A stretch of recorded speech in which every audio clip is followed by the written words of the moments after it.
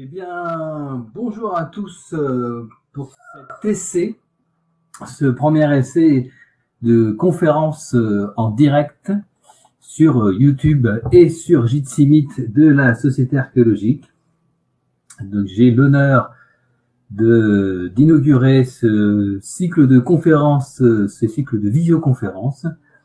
Et aujourd'hui, nous allons voir ensemble l'étude des comptabilités municipales de Chartres, donc de la fin du XIVe, selon une conférence que j'ai appelée « Administrer une petite ville au début de la guerre de Cent Ans ».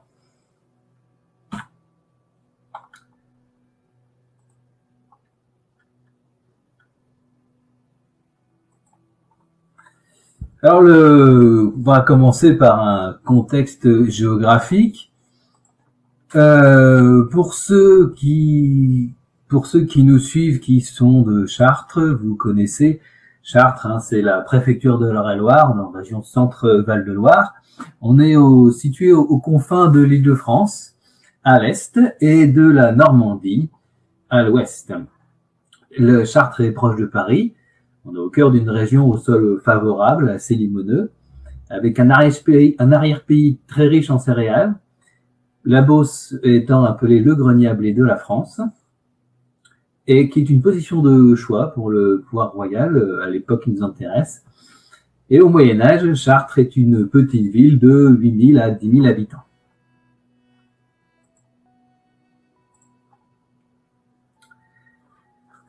En termes de contexte, dans le contexte historique, donc Chartres est une ville du comté de Blois-Chartres, en toute logique. Elle est intégrée au domaine royal en 1286, suite à une vente par Jeanne de Blois-Châtillon en annulation d'une dette. Donc elle vend son comté au roi Philippe IV.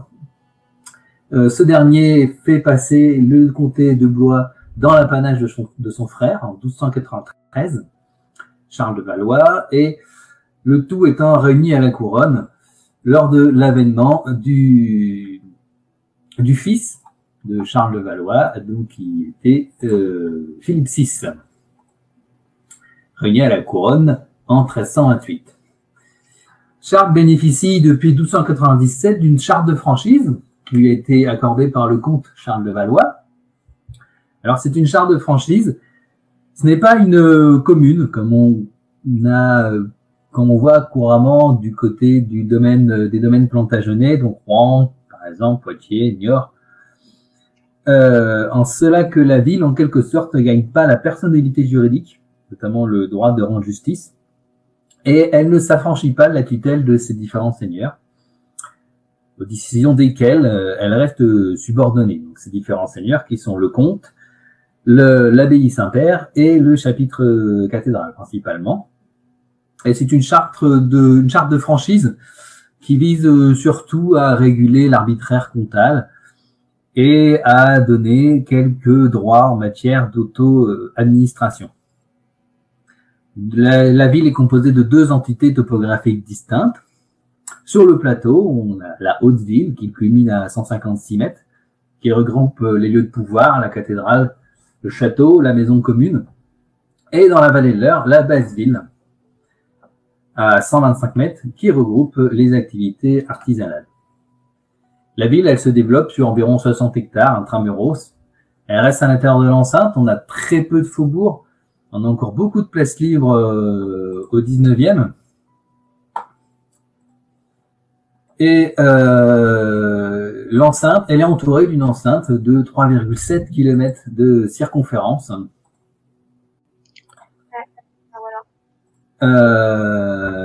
Héritée du XIIIe siècle.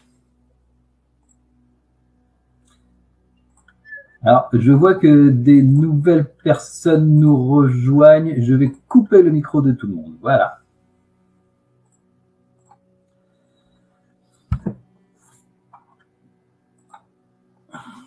Toujours en contexte historique un petit peu plus large. Donc, nous sommes au début de la guerre de Cent Ans, qui est positionnée en 1336. C'est en 1336 où l'envoyé du roi d'Angleterre vient jusqu'à Paris pour aller jeter le gant à Philippe, qui s'est dit roi de France.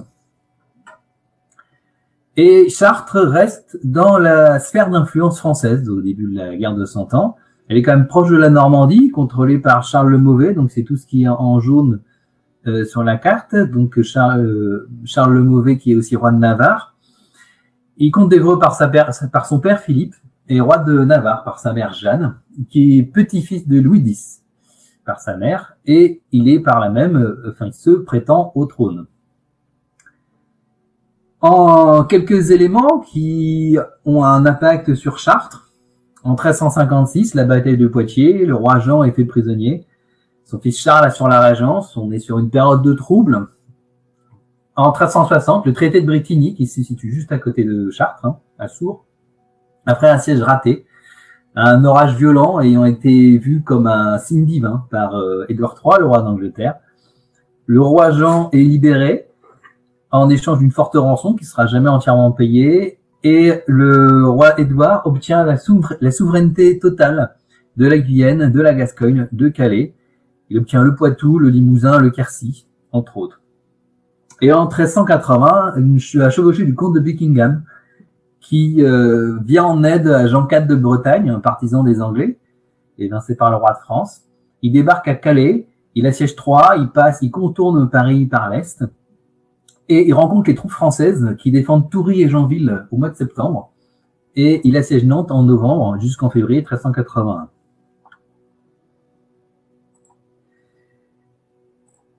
Le corpus d'études, lui, maintenant qu'on a parlé du contexte, le corpus est constitué de 23 contes, rédigés à l'encre rouge sur cahier de parchemin, qui couvrent les années 1357-1358, puis 1378-1395. On note un soin tout particulier apporté à leur rédaction, les réglures qui sont faites à la mine de plomb, des lettrines ouvragées, donc comme j'ai mis en exemple. En effet, il s'agit d'un document officiel qui est destiné à être conservé, donc on y apporte le plus grand soin, et c'est aussi pour ça qu'on le rédige en parchemin. Les 23 contes sont reliés en 2 registres, probablement à l'époque moderne, donc ils sont reliés en cuir. Ils sont actuellement conservés aux archives municipales, et chacun représentant respectivement 102 et 207 folios, donc une somme assez importante. Alors les codes d'inventaire, pour ceux qui sont familiers des archives municipales, elles sont peu orthodoxes en fait, et sont issues d'un inventaire qui a été réalisé par Lucien Merlet en 1857, qui mélange des archives anciennes et des archives modernes, et les codes d'inventaire n'ayant pas bougé. Alors c'est un corpus assez important, et il faut noter que ce sont des comptes municipaux et pas des comptes de fortification. On peut voir ailleurs des comptes uniquement de fortification. Là, ce sont vraiment des comptes qui prennent en compte non seulement les travaux, évidemment, mais aussi les gages d'officiers, les frais de mission, les frais de représentation et tous les divers investissements propres à une vie municipale.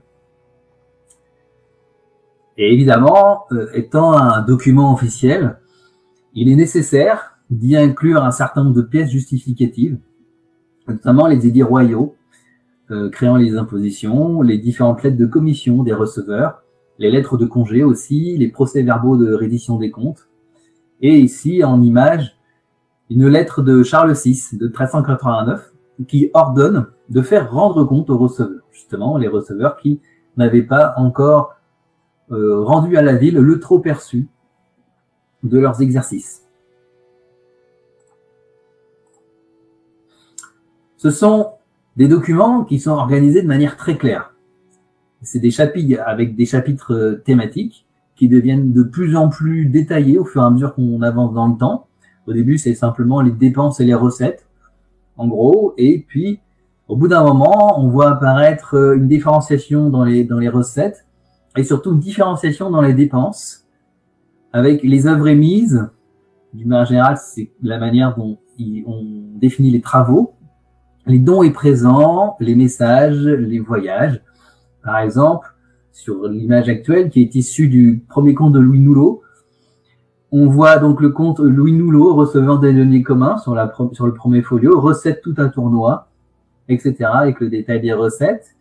Et en face la somme, à chaque fois en marge droite, nous avons la somme, puis ensuite la dépense. On commence par les dons et présents, puis ensuite on passe sur les œuvres et réparations, etc., etc. C'est un document très complet et très source de beaucoup d'informations.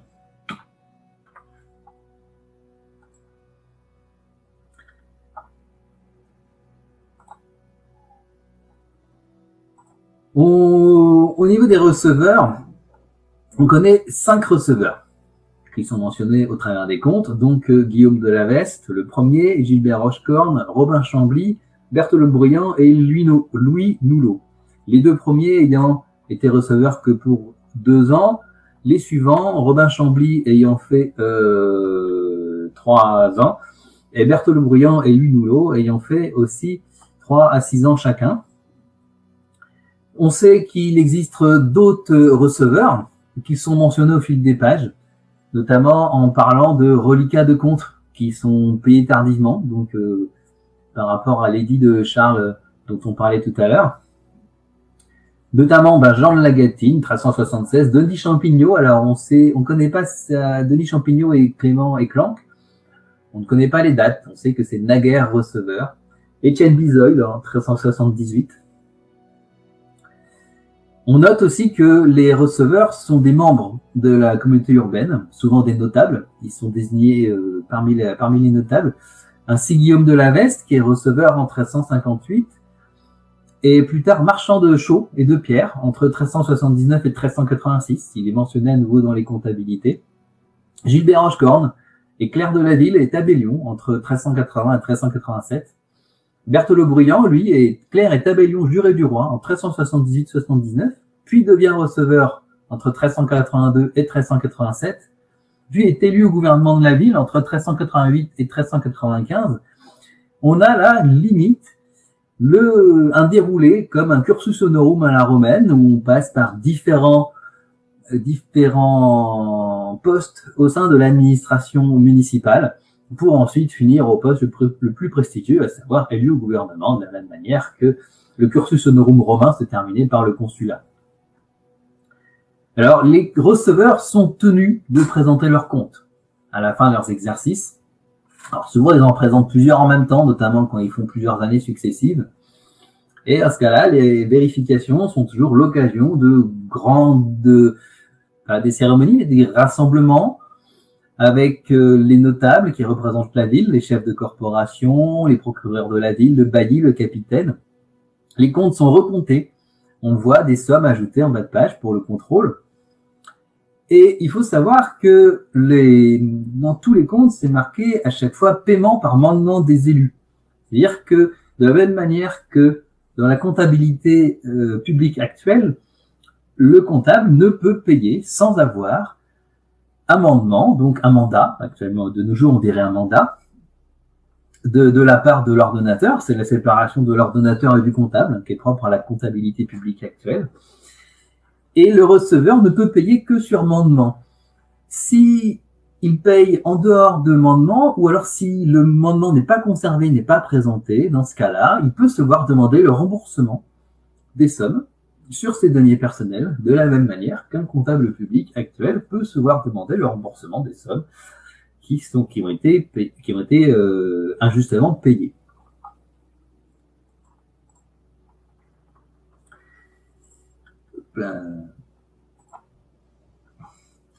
Alors, les dates, au niveau des dates, des unités, des comptes, donc les dates sont en style pascal. Le premier jour de l'année est à Pâques. Et c'est ceci jusqu'à l'ordonnance de Charles IX en 1564, où on est passé dans le style de la circoncision. C'est-à-dire que le début de l'année est posé au 1er janvier, date de jour de la circoncision du Christ. Ce qui fait que les années comportent parfois 2 fois le même jour. En effet, Pâques est une date variable, et c'est ainsi qu'on sait que Pâques 1380 est le 25 mars, Pâques 1380 est le 14 avril. Il y a un compte, le 3e compte de Robin Chambly. Il commence ainsi le 7 avril 1380 et il se termine un an plus tard, le 7 avril 1380.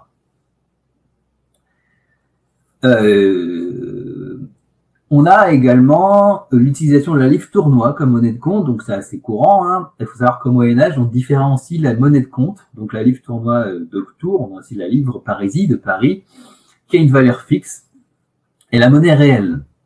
Ainsi, Guillaume de la Veste mentionne une dévaluation qui a lieu le 4 juin 1358, mais les sommes dans le compte restent les mêmes. C'est juste que la valeur de la livre tournois par rapport à la monnaie réelle a changé, mais dans les comptes, les sommes engagées restent exactement les mêmes. La livre tournois est divisée en 20 sols ou 240 deniers, donc un sou est une livre égale à 20 sols et un sol est égal à 12 deniers. On a parfois l'indication du change entre les monnaies de compte et les monnaies réelles. Ainsi, en 1358, on sait qu'un écu vaut une livre 10 sous, puisqu'on parle d'un tonnel de vin, 2 écus au prix de 60 sous.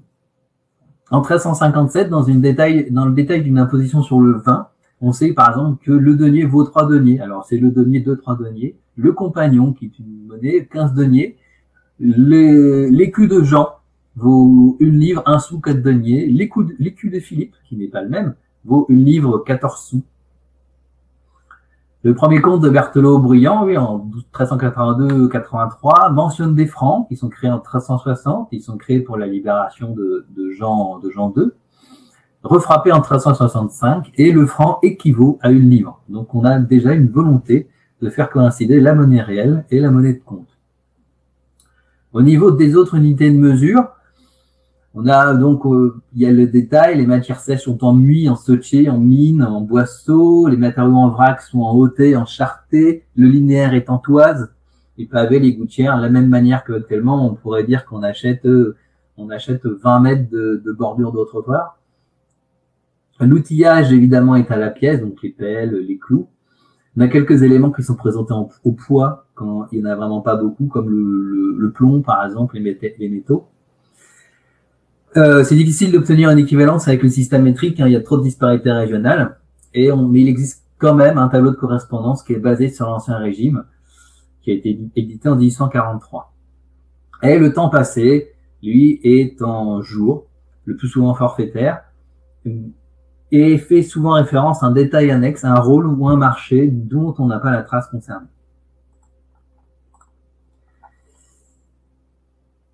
Avant toute chose, avant de faire la dépense, il faut financer. Pour financer, donc comment récupérait-on de l'argent? La principale imposition étant les prélèvements indirects. Donc c'est tout ce qui est dans les tons bleus sur le petit graphique. La principale, alors c'est les prélèvements indirects, c'est vraiment ce qui rapporte le plus, hein, c'est le plus courant. Souvent c'est de la taxation sur les vins, qui fait dire à Bernard Chevalier dans son ouvrage sur les bonnes villes de France que c'est à force de boire que nos ancêtres ont réussi à fortifier les villes. Et en 1358, on voit aussi une taxe sur la richesse qui taxe non pas les marchandises vendues, mais la possession de vin et de blé. Directement, on va estimer la possession des gens et ils vont être taxés en fonction du nombre de tonneaux de vin ou du nombre de buis de blé qu'ils possèdent. Puis, on voit aussi une TVA, une sorte de TVA sur les marchandises vendues. Donc, 6 deniers pour livre. Et cette imposition est octroyée par les seigneurs de la ville, pas par le roi, ce qui est comme signe d'une instabilité politique. On y reviendra. Et de 1360 à 1380, une aide royale est due dans tout le royaume. Donc, c'est 12 deniers pour livre sur les marchandises vendues. C'est 1/6, et 1/6, soit 2 deniers, et reversé à la ville. Et enfin, on a des mentions de barrages aux portes, mais pas de traces dédiées ou de mise en place dans les textes. Il semble cependant être assez ancien et rapporter toujours la même chose, hein, environ 200 livres tournois par an, correspondant peut-être aux franchises de 1297, à une imposition mise en place pour financer l'administration naissante.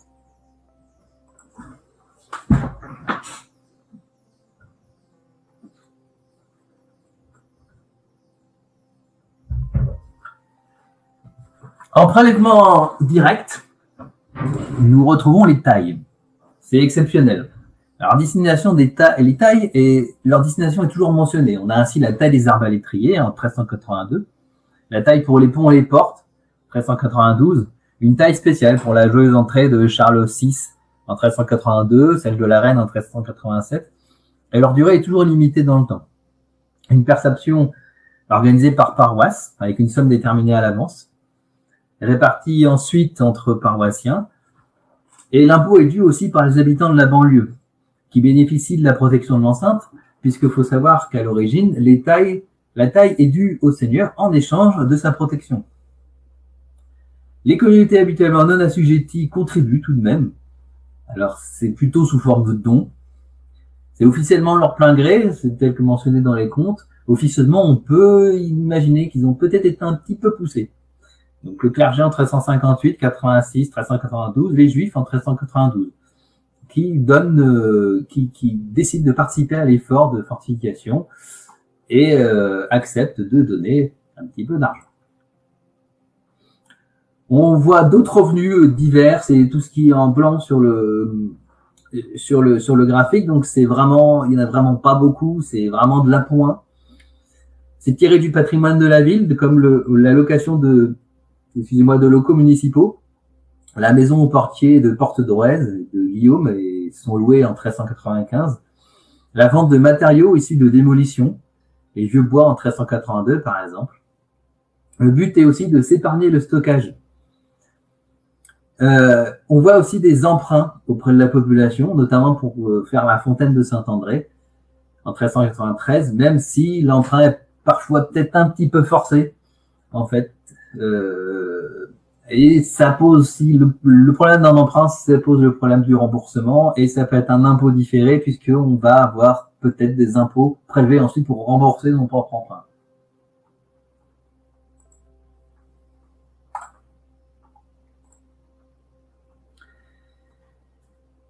La défense de la ville. Dans les dépenses, la défense de la ville, c'est le principal poste. En effet, la fortification est à l'origine des impositions, ça représente donc une grande partie de celle-ci. Alors, j'ai mené un travail dans le cadre d'un master sur les sommes engagées. J'ai pu détailler mois par mois la totalité des sommes engagées pour les fortifications. Publication que vous pouvez retrouver au cahier de la Société archéologique, évidemment. Donc ces sommes détaillées mois par mois permettent de faire apparaître 4 grandes phases, donc c'est le graphique que vous avez en dessous, dont 2 campagnes principales qui correspondent à des troubles locaux, ainsi qu'on parlait au moment du contexte. En 1358, c'est les troupes de Navarre et d'Évreux qui sont stationnés au nord, qui se stationnent notamment sur Galardon et Épernon, qui vont rançonner les habitants, qui vont faire des coups de main. Et en août 1380, à partir du mois d'août, donc c'est la chevauchée de Buckingham qui passe à quelques kilomètres au sud de Chartres. On remet à niveau la fortification à ce moment-là. On recreuse des fossés, on refait les portes, on refait les ponts. On aménage des basses-cours, des barrières, des basses-cours, des barbacanes. Et le reste, lui, sur les autres périodes, 1370, 79 et 1380, 95, ne va concerner que des travaux d'entretien. Donc, notamment, refaire un peu les ponts et les portes. Les comptabilités sont surtout une mine d'informations pour connaître la physionomie de l'enceinte à la fin du XIVe. En récupérant toutes les petites informations à droite à gauche, on arrive à restituer une enceinte qui est constituée d'un ensemble de doubles fossés avec une palissade au milieu, de barbacanes, qu'on appelle basse-cour, au devant des portes, peut-être des fortifications avancées au pont bras de fer et à la croix de Thibault. Donc le pont bras de fer, c'est ce que vous avez à droite en haut de l'image. Vous avez sur le cours d'heure, sur le petit bras, et la croix de Thibault un petit peu plus en bas. Donc le principe c'est dommage, mais le principe de JC du partage d'écran fait que je ne peux pas montrer avec mon curseur. Et on peut connaître aussi la physionomie des portes de la ville, Alors, c'est une physionomie assez proche de ce qu'on retrouve au 12e, 13e. Il est probable que ce soit les portes d'origine qui ont juste été un petit peu modifiées. Des modifications plus tardives. Par exemple, l'ajout d'un pont-levis à flèche sur un pilier au milieu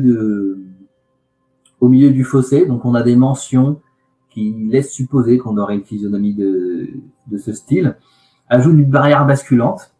Alors, ce genre de barrière aussi, on retrouve une représentation dans une miniature du 15e, une barrière basculante avec un axe central.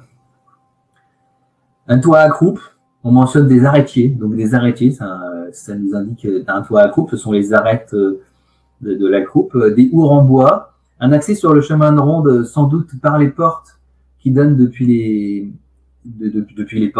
tours des portes, avec des mentions de vantaux, et de nombreuses bretèches en bois pour compenser le manque de tours, le manque de flanquement. On a également énormément d'informations sur la provenance des matériaux, évidemment, qui sont principalement locaux, voire même beaucoup directement sur Chartres. En effet, on peut voir sur Chartres qu'on va y prendre du caillou dans les pierrages des champs, on va y prendre de la chaux, probablement à partir de carrières souterraines, à partir de la craie du sous-sol, on va y prendre du sable, on va y prendre du grès, les grêladaires qui viennent parfois des fossés, on va y prendre de la terre, on va faire des tuiles. De Bonville, on va acheter de la pierre de taille, donc c'est la fameuse pierre de Berchères, on va l'acheter aux Hospitaliers de Sourds. De Paris, on va faire venir le plâtre. Alors le plâtre et le plomb sont des choses qu'on n'a pas dans la région, qu'on va faire venir en petite quantité. Donc le plomb va venir d'Angleterre, le plâtre va venir de Paris. Et du perche, on va avoir énormément de bois.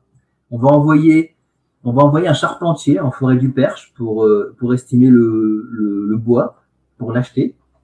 Donc le bois et ses dérivés, à savoir les essences, les tuiles de bois. Le fer aussi qui vient du Perche, on a mention de nombreuses ferrières dans le Perche, hein, notamment des mines qui appartenaient à l'évêque. Et la mention fer d'Espagne, alors on a une mention fer d'Espagne où on pourrait penser à un fer justement qui vient d'Espagne. Or, le fer d'Espagne est plus proche de ce qu'on pourrait de ce qu'on appellerait plutôt la fonte actuellement. C'est une sorte de traitement de traitement du fer.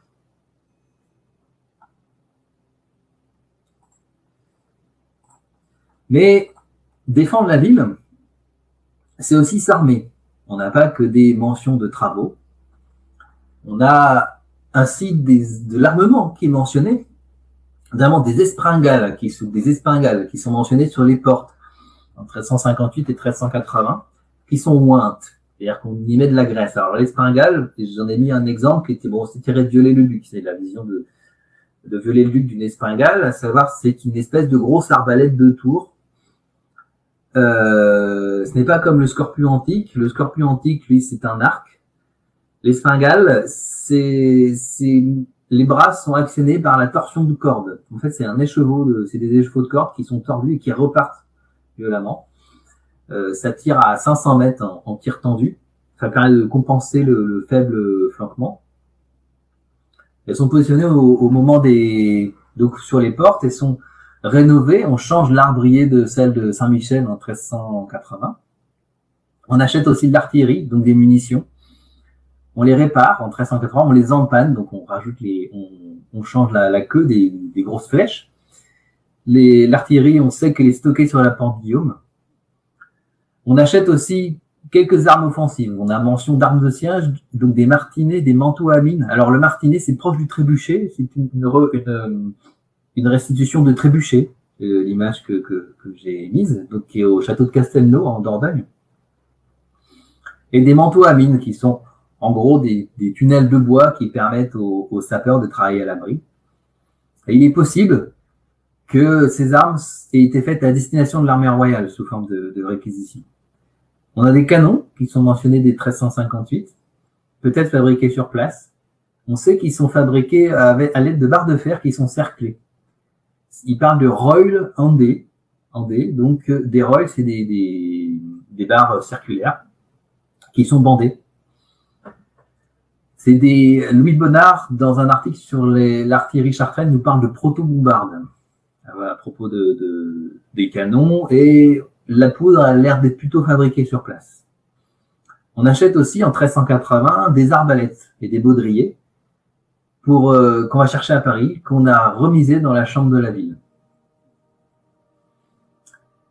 Donc dans les comptes, dans les comptabilités, non seulement on s'arme, mais aussi on s'organise. On a mention de toute l'organisation, d'une partie de l'organisation défensive de la ville qui est prise en charge par la municipalité. C'est donc ainsi qu'en 1358, en termes de défense passive, on va détruire des bâtiments trop proches qui pourraient permettre à l'ennemi de s'approcher de l'enceinte et de se cacher. La Grange de l'Aumône, qui est dans le quartier Nicochet, le quartier du Grand Faubourg, plusieurs murs dans les faubourgs. L'église Saint-Maurice est détruite en 1358. L'église Saint-Maurice qui se situe du côté de la place d'Oise. L'église Saint-Saturnin n'est pas mentionnée dans les comptes, mais on sait par d'autres sources qu'elle est détruite à peu près à cette période. Ou voire même des éléments un peu plus loin qui ont permis à l'ennemi de s'établir, tels le château de Lèves, la forte maison à Saint-Pré, le château de Sours. On organise le guet du clocher, probablement en cathédrale. Hein. On embauche des mercenaires en mars, qu'on va appeler des brigands. Alors le brigand, en fait, c'est un fantassin qui est simplement vêtu d'une brigandine. C'est une veste complétée avec des plaques de fer. Et en août-septembre, on va encore embaucher des mercenaires, à l'occasion de laquelle on va lever une taille exceptionnelle pour la protection de la ville. En 1380, concomitamment à l'achat d'arbalètes, on va mettre en place une milice urbaine. Ils s'entraînent à l'arbalète sur un terrain mis à disposition par la ville devant la tour Courtepinte. Donc la tour Courtepinte est située à peu près à la préfecture actuelle, enfin l'hôtel de Ligneris, du côté de Châtelet. Donc l'emplacement du terrain d'exercice est mentionné dans les registres du corps de ville, n'est pas mentionné dans les comptes, mais dans les comptes, on a la mention de la création des buts pour le jeu à l'arbalète. On envoie aussi des messagers au devant des troupes, à Sens et Montargis, pour savoir où sont les Anglais. En 1392, en juin, une tentative d'assassinat du connétable Olivier de Clisson par les partisans du duc de Bretagne font craindre un coup de main à partir du Mans. C'est que la ville demande au roi de disposer d'un détachement pour garder la ville. Ou entre juin 1381 ou septembre 1395, ça arrive à plusieurs moments, on voit des demandes d'aide pour vider les gendarmes qui pillent le pays chartrain.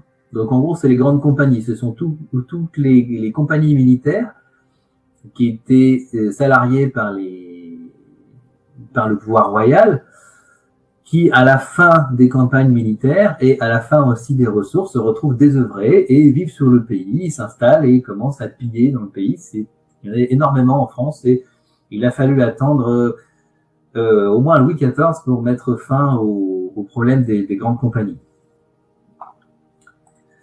La ville de Chartres entretient aussi un capitaine. Alors le capitaine est nommé par le pouvoir central. On en connaît 5, 5 successifs, ils sont issus de la chevalerie. Mais par contre, la ville ne lui paye pas de gage. Mais en échange, un repas est donné, notamment lors de la prise de fonction du capitaine. Et les voyages sont défrayés, le logement est probablement pris en charge par la ville. On a ainsi la mention d'une serrure du capitaine qui est remplacée. Et enfin, la défense, alors c'est anecdotique, mais la défense de la ville ne passe pas que par la défense contre les armes. Le comte de 1388 mentionne, par exemple, la commande de crochet pour lutter contre le feu. Sous cette forme, à Houdin-Rousseau, Fèvre, pour sa peine et salaire, d'avoir fait de son fer 6 grands croches de fer avec la fourniture, c'est à savoir clous, attaches et anneaux de fer, pesant 8,25 livres de fer, piéça ordonné être fait pour résister et obvier en contre la fortune du feu, et pour abattre les maisons au cas qu'il en serait métier pour échever le péril du feu. donc 23 septembre 1388. Donc Fèvre, c'est le forgeron, et 8, 20, 5 livres, donc c'est la méthode de compte, donc c'est 8, 20, donc on a 80, donc il faut imaginer, 8, 20, 160, donc 165 livres de fer, c'est le poids, pour obvier en contre la fortune du feu, donc pour aller contre le feu, et abattre les maisons, tout simplement. Quand une maison est en feu, on l'abat, afin d'éviter que le feu se propage. Ou alors on abat les maisons autour. D'où le nom de sapeur-pompier, d'ailleurs. C'est celui qui sape.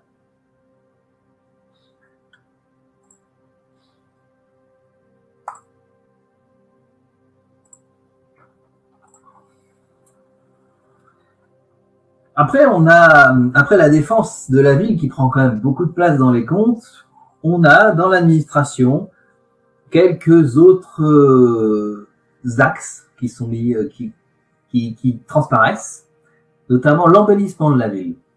En effet, les impôts sont mis en place pour la fortification, mais ils passent dans les mœurs et sont ensuite affectés à autre chose. C'est un peu, pour faire un parallèle avec notre période actuelle, c'est un peu à l'époque où on a instauré la vignette automobile, où soi-disant c'était pour aider les personnes âgées, et puis au bout d'un moment, la vignette est restée, et on l'a conservée, on a continué à payer, et les recettes sont allées à autre chose.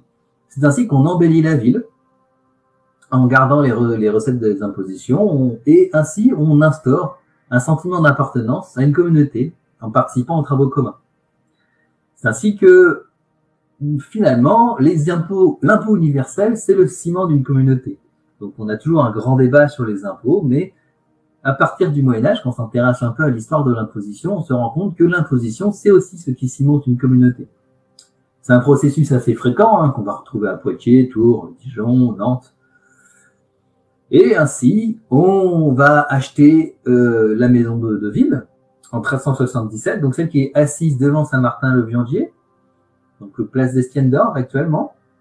On lui fait des réparations en 1389, notamment on répare la gouttière, on répare les fissures au pignon, qu'elle est de haut en bas de la maison. On va aussi réparer les fontaines, la fontaine Saint-André, 1393, la fontaine de la Porte d'Oise, 1396. On va paver systématiquement les rues à partir de 1388. Et d'ailleurs, les contes consacrent à chaque fois un chapitre à part concernant le pavage des rues. C'est ainsi que Philippe Contamine, dans un article de 78 plus général sur le financement des fortifications en France, déclare que les politiques de fortification ont permis aux villes d'avoir une parure monumentale et ainsi en renforcer le prestige et la qualité de vie des habitants. Ensuite, à partir de 1381, on a un simple entretien de l'enceinte. Donc ça fait toujours partie de l'embellissement de la ville, en quelque sorte.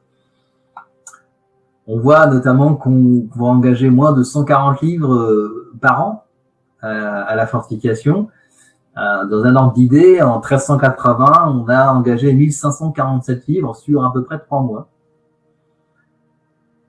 Et pour toute la grande période à partir de 1381, donc 1381 jusqu'à la fin, 1396, donc quasiment 15 ans, ça représente simplement 24% du total de la dépense engagée pour toute la période d'études.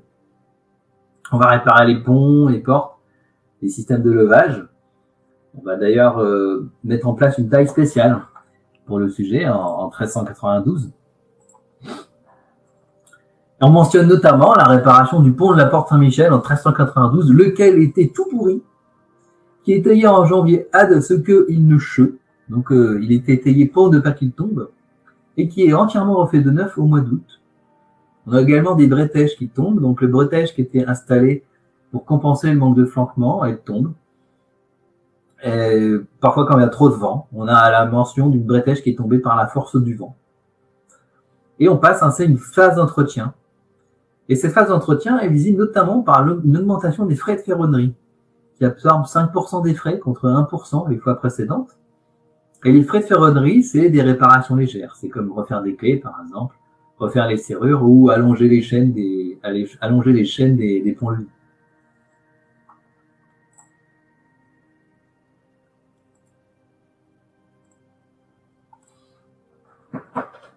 L'administration, les fonds levés par l'administration chartraine servent aussi à représenter la ville. Il y a toute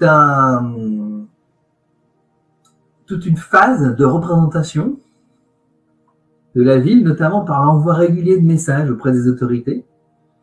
Alors c'est souvent le roi ou ses officiers, et c'est pour plaider la cause de la ville. Alors c'est très souvent pour des impôts, puisqu'en effet la levée d'une imposition ne se fait pas de la simple volonté de la ville, et surtout que la ville n'est pas libre, hein, je rappelle, c'est pas une commune. Et elle se fait par autorisation du roi, exclusivement, mais après demande de la ville. Donc, on voit dans les textes, dans les comptabilités, des voyages qui sont organisés pour aller porter auprès de la ville une demande de mettre en place une imposition pour tel ou tel sujet. On envoie aussi des gens pour des conseils juridiques pour demander une aide militaire. C'est ainsi que, j'en ai parlé, on a vu ça un peu plus tôt, l'aide militaire pour combattre les grandes compagnies, mais aussi en 1382, par exemple, demander d'interdire l'entrée en ville des gendarmes revenant de Flandre. En 1386-87, là, on est plus dans l'ordre du conseil juridique. On a plusieurs voyages à Paris qui sont mentionnés auprès du procureur général à propos d'un procès opposant le procureur du roi et l'évêque de Chartres à propos des prêts de reculés. Alors les prêts de reculés, pour ceux qui connaissent Chartres, hein, c'est actuellement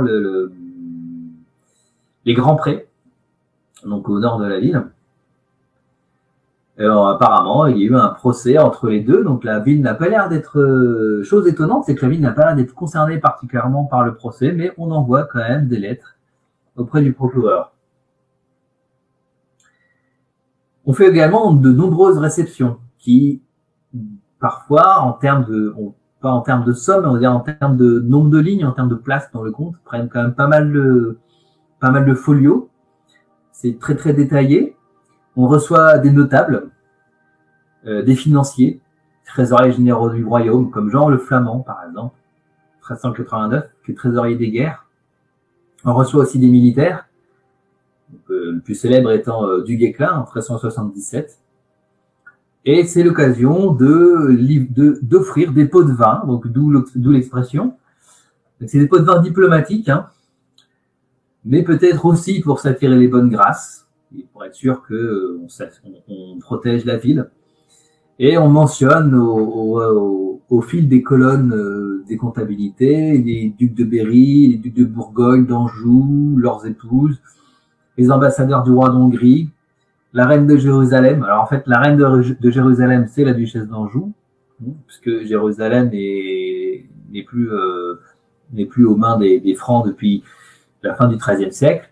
Et c'est le duc d'Anjou, au fur et à mesure, qui a hérité du titre de roi de Jérusalem, d'où le roi René,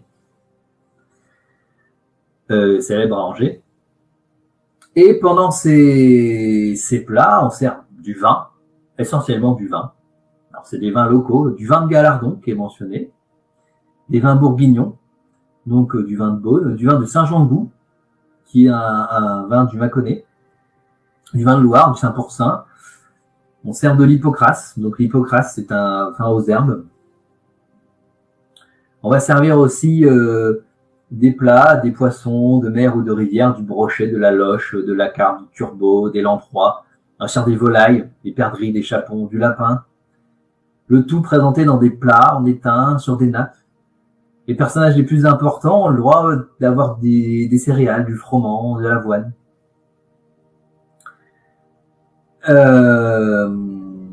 Et on voit aussi l'organisation des joyeuses entrées du roi et de la reine. Donc les joyeuses entrées, c'est le roi et la reine qui décident de passer par Chartres. Et donc c'est tout un cérémonial. On envoie des messagers pour savoir où ils sont, pour savoir quand est-ce qu'ils arrivent, pour bien se préparer. Et on organise la ville, on embellit la ville. C'est l'occasion de petites festivités. On va tendre des courtines dans les rues, donc des grandes pièces de tissu probablement. On a mention de cordes. Est-ce que là où c'est pas défini, est-ce que ce sont des courtines en qui font un plafond dans la rue, donc ils sont au ciel des rues, ou est-ce que ce sont des courtines qui sont étendues sur les fenêtres? On n'a pas le détail. Chose anecdotique, on a une mention de travaux aux échauffeaux pour aux ménestrels, donc on a installé une petite estrade, une scène, pour que des ménestrels viennent jouer pour animer la ville. Et à ce moment-là, c'est aussi l'occasion de nombreux présents, des plats en étain, des plats en argent.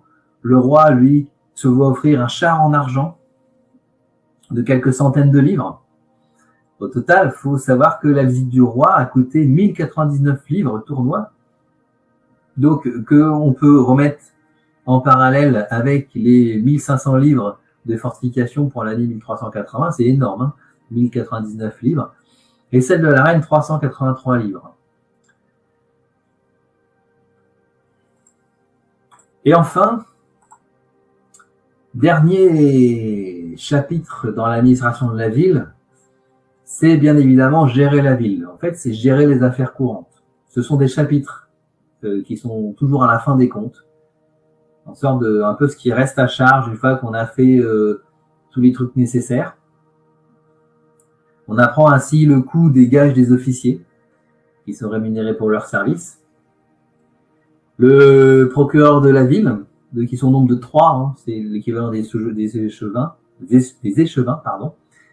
sont rémunérés à 20 livres par an, qui passent à 15 en 1390. Le clerc de la ville, on va dire le secrétaire de mairie, lui a le droit à 15 livres par an, qui passe à 10 en 1390.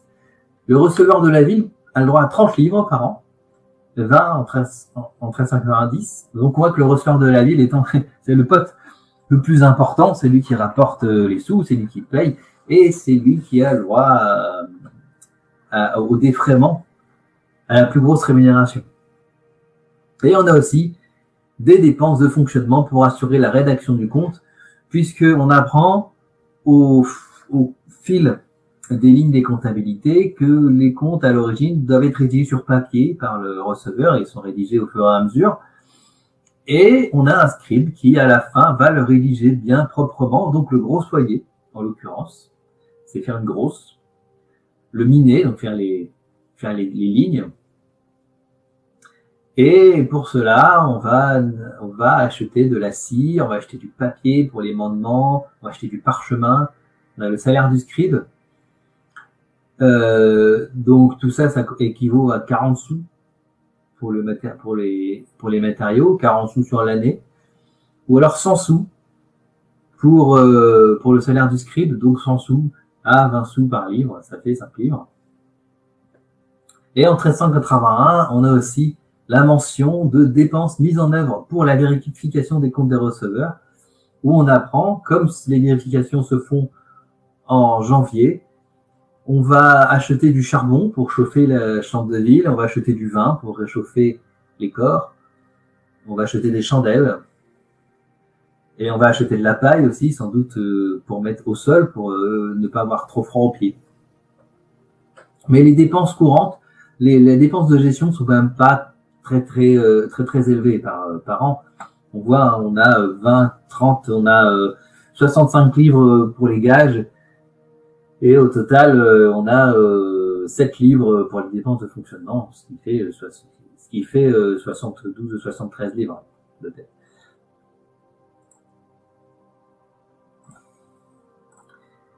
Et en guise de conclusion, évidemment, tout ceci est un travail en cours. La conférence que je vous ai présentée est bien incomplète. J'aurais pu préciser plein d'autres choses, notamment en détaillant, en catégorisant les sommes en jeu, les différents postes de dépenses, pour savoir à combien correspondent les dons et les présents dans le budget municipal, par exemple, à combien correspond la fortification dans le budget municipal. Sachant que j'ai déjà fait un gros travail sur les comptabilités, notamment en les éditant complètement, enfin en les transcrivant, et après en travaillant sur les fortifications, donc je répète, qui a été publié à la Société archéologique, dans les cahiers de la Société archéologique. Et Peut-être un jour, j'aurai l'occasion de faire une étude complète et de la publier. En attendant, là, c'est un projet en cours qui est éditer l'intégralité des comptabilités dans le cadre du projet Renumar. Donc, c'est les ressources numériques pour l'édition des archives et de la Renaissance.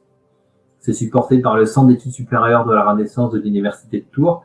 Alors, on n'est pas vraiment la Renaissance. Pour certains, on commence à y être. Bon, pour moi, on est encore bien dans le Moyen-Âge. Mais c'est surtout la possibilité d'éditer de manière électronique les comptabilités et pour éviter les éditions papier très lourdes et plutôt ce qui se faisait au 19e et faire entrer les comptabilités dans le monde du 21e siècle.